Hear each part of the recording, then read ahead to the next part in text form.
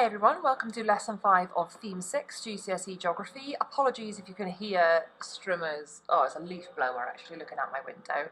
I've shut the windows and hopefully it's not too much background noise, but we're just going to have to roll with it. So what we're going to look at today is how tourism has changed over time, particularly where we holiday and the scales across which we holiday. There's been a growth in global tourism. We're going further afield than ever before. So what we're going to do is we're going to identify and describe the changing trend in global tourism, and then we're going to try and explain the trend that we've identified. Oh god.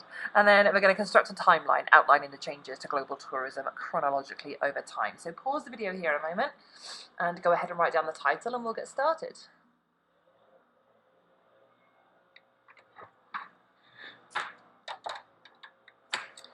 Okay, so first off, take a look at this graph. Now I think this is in the handout that goes with this lesson, so if you're able to print and cut and stick it, then great. We're going to describe the trend. Now trend means has it gone up or down? To describe means say what you see, and this is a graph question, so you're going to have to quote figures. The way to read a graph like this, if you imagine the top of it is the overall growth. And what the colours represent is the proportion of the growth that each area of the world accounts for. So I'd just like to know, how much has global tourism increased by over time? From how much and when to how much and when?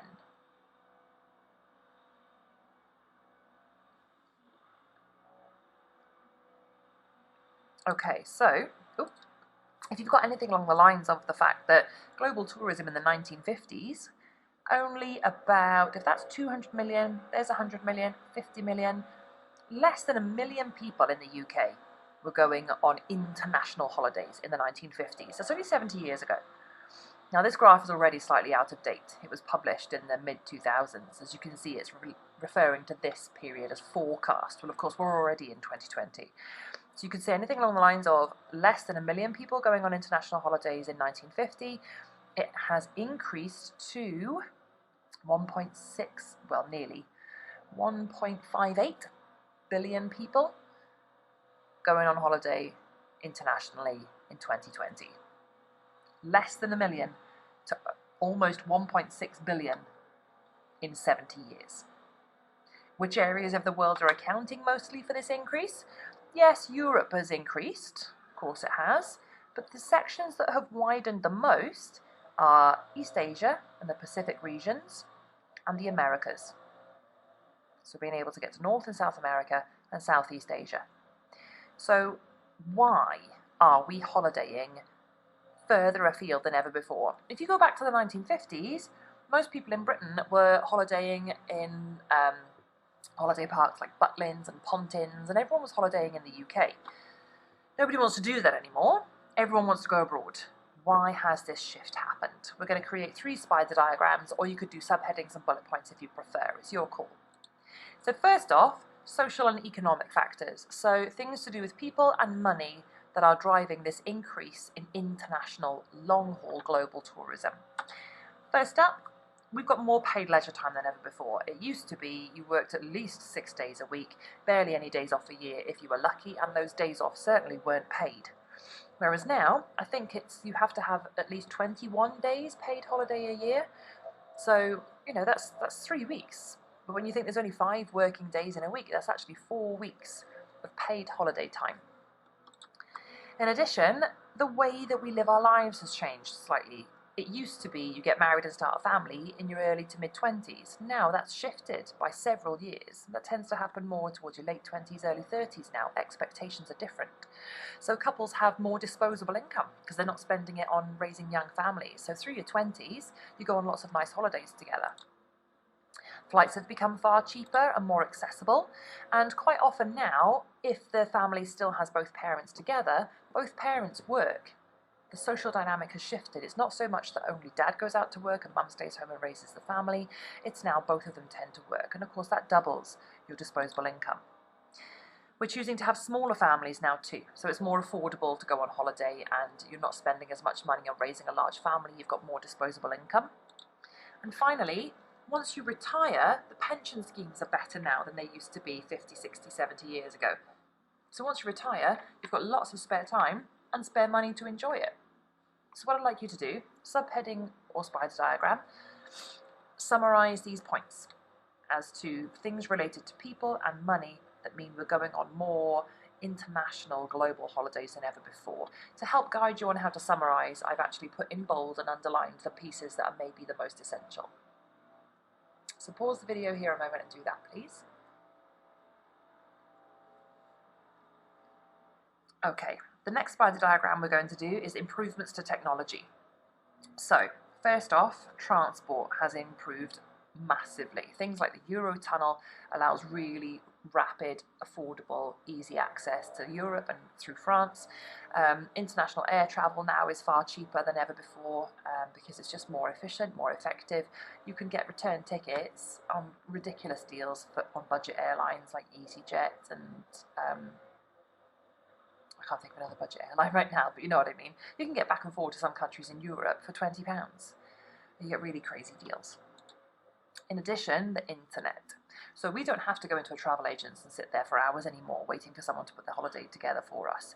You can go on Expedia, you can go on lastminute.com, you can book everything you could possibly need, from airport transfers in the UK, airport transfers in the destination country, the hotel, rent a car, insurance. You can book it all in one place through the internet, and that makes it more accessible than ever before. Just 2 bullet points or spider diagram strands for this one. Pause the video here a moment and put these down. Summarise in your own words if you like.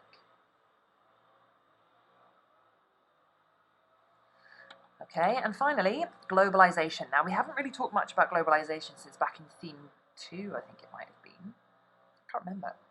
Globalization is the concept that we are all becoming more interconnected now than ever before. So we all wear the same brands of designer clothes. We all enjoy the same brands of American-style coffee. We share culture and music through YouTube and social media more easily than ever before. And that means that there's been a rise in multinational companies, MNCs, like Thomas Cook and Expedia, that package our holidays for us and make it even easier than ever before to book long-haul trips. So, for example, through social media and things like that, there's been the rise in awareness of ecotourism, taking a gap year now to go and do conservation projects, working with lions in Africa, turtles in Barbados, orangutans in the rainforests of Borneo. That's become an increasing element of the tourist industry. We've also got increasingly easy connections and the rise of the package holiday, so you can book everything in one go together. It's more affordable, more easy, more accessible. And finally, sort of linked to that, we've got multinational companies that package it all for you super easily, like TUI and Thomas Cook. I think Thomas Cook is the one that's gone bust, actually, but you get the idea. Put a subheading or spider diagram with these 3 elements then, please.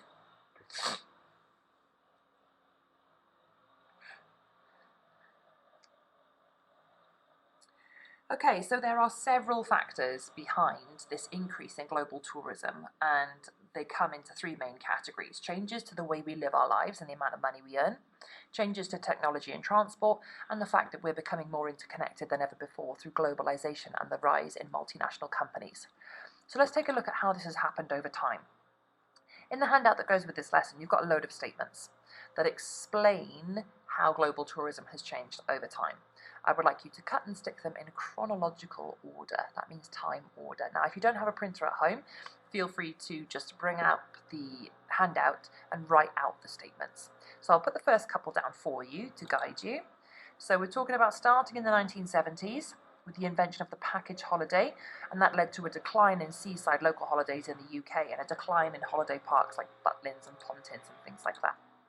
From then, package holidays became increasingly more popular, and to start with, everyone was going on package holidays to the Mediterranean. Spain in particular was very, very popular. Alright, so I'd like you to go from there. And what has happened is, as transport has become better, the internet has improved, people have been able to fly further for less money more easily, and that kind of opened up further afield destinations like Southeast Asia, Thailand, Bali, Vietnam, places like that became ever more popular. What's happening now in the UK is we're sort of coming full circle, especially with the pandemic. Everyone's thinking more about the staycation is the buzzword, holidaying in the UK, appreciating what we've got on our doorstep. So what is driving global tourism now is the emergence of NICs, our newly industrialized countries like India and China. They've got an emerging industrial sector providing lots of jobs, so people are starting to earn more money and they want to use that money to see more of the world. So it's now India and China and NICs that are continuing to drive the rise in global tourism, as well as us in Western Europe, but to a lesser extent these days. So have a read of those statements, see if you can order them chronologically, and we'll go through together in a moment. Okay, so we started expanding from the UK out into Europe, and from there, so a bit out of order. From there, about 10 years later or so, about a decade later, we started to make further advances in aeroplane technology, which meant that we could travel more quickly and more affordably, and that opened up more long-haul destinations, in particular Africa, Southeast Asia, and the Caribbean countries like the Dominican Republic, Cuba became very popular in the late 1980s. From there, long-haul tourism just continued to grow, and so multinational companies became established to take advantage of this. Things like Singapore Airlines, Marriott Hotels, you'll find them all over the world now, and that kind of really started to spread in the 1990s. From there, more accessible, more affordable, more luxury accommodation in countries that prior to this wouldn't have been very attractive as a holiday destination because they're LICs, places like Thailand, then became very, very popular because they were really accessible, really affordable, and had luxury accommodation options. So Southeast Asia became very popular in the late 1990s. And as we in the UK are starting to reappreciate what's on our doorstep, the continued driving force behind global tourism is NICs now. Like India and China, they've got an emerging middle class, they've got more money to spend as these countries become more developed, and there's more industry and more jobs, and this affluent, this rich sector continues to drive global tourism well into the 21st century and up to the present day. So check your answers, reorder anything if you need to, and that brings us to the end of Lesson 5 of Theme 6 GCSE Geography. Well done, I'll see you soon for Lesson 6.